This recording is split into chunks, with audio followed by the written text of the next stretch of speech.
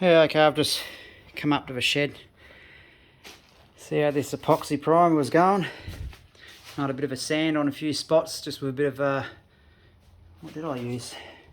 240, bit of 240, and it was quite nice. So I've given it a bit of a guide coat all over,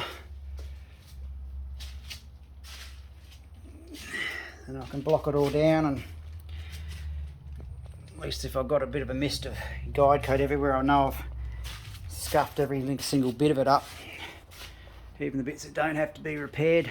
So then the 2K high build primer can then go on top of that, and then there'll be quite a lot of guide coat and block and back to go there, finding all the little dents and stuff, and we'll try and get it nice and smooth.